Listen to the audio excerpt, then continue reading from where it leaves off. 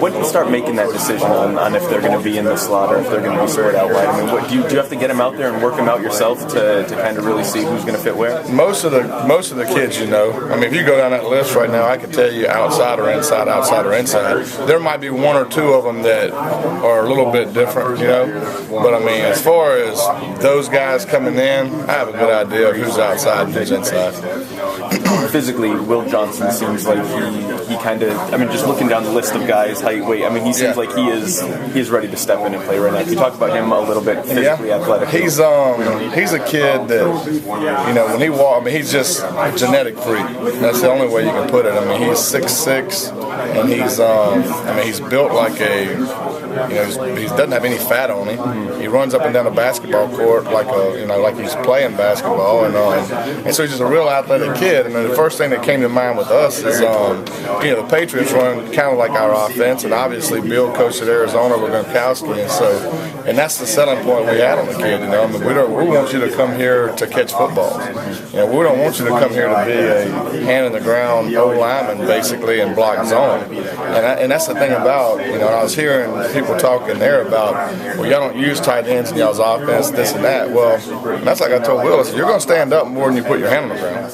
And I don't know, maybe the idea of tight end from other places and other people in the past, or, well, he's not a tight end unless he puts his hand on the ground. Well, in my mind, that's just BS.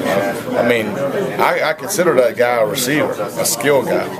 Now he's going to be a guy because of his body. We're going to be able to bring him in the box and put his hand on the ground. But we're going to line him up with a single receiver. We'll line him up with a slot, and every so often we'll line him up with his hand on the ground. But he's going to be standing up where he's down. Nothing puts a kid on notice like comparing him to the best tight end in the NFL right now. Well, I mean, that's what he wants to be. And really and truly, I mean, you're talking about a kid that was offered by a lot of people, and one thing that he liked about this place was that when he came and watched practice, Tyler was standing up more than he was down, and that's the one thing that excited him because he wants to catch footballs, and that's the thing about it. I mean, our deal is, we're not going to use him as just a blocking guy. We're going to get the ball to him, and we want to create matchup problems with a 6'6" frame this big.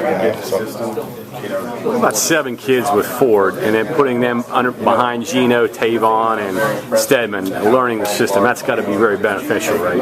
Yeah, I mean, we played last year with, I think, 6 scholarship receivers, which, I mean, typically in our offense you have around 15. And so we knew that we had to bring some competition in and bring some kids in. We had to stockpile a little bit, And so, and the point of the matter is that we have some pretty daggone good ones right now that are going to be playing next year. So if we can bring some kids in that can learn from those kids, then, obviously we don't want to lose Stedman and those guys in a couple of years and then be left with nothing. More planning than scrambling, I guess, now. Exactly. I mean, we're not really. I mean, these guys aren't going to have to come in and bear a huge load this year. I mean, you might have 1 or 2 that are going to make a good impact. But the bottom line is, I mean, these guys have to come in and learn. I mean, they're going to have some guys ahead of them that are good quality players. We just don't have enough of them, so we're trying to get more. Winning a BCS bowl game obviously generates a lot of interest, but doing it in the way that you guys did it, how much did that help just in terms of getting receivers and skill position guys? I think it piqued the interest. I don't know how much it helps. I'll be totally honest with you. I don't know how much it helps when it gets down to the end and the kid makes their decision, because I think sometimes kids are going to make decisions based on emotions at the end. But it at least piques interest. And so when you go talk to a kid, they know exactly, well, yeah, I watched that game, this and that. And so it piques their interest, and when you get them here, then you got to sell them and close them. But a lot of times at the end, kids are emotionally attached to a school that they've been fans with their whole life. And so you might lose out. You might lose out to that school just based on the fact that he has an emotional attachment. I mean, that school might not have produced a 1,000-yard receiver in the last 17 years, and we produced like 20. And then they might get him, just based on the fact that he loved them growing up, Maybe it opens a door that wouldn't be open otherwise. It does open a door, and it at least opens a conversation up. But I mean, I think as far as getting them here, you got to get them on campus, and you got to sell them the family of coaches and just the attitude. I think is what seals the deal in the end.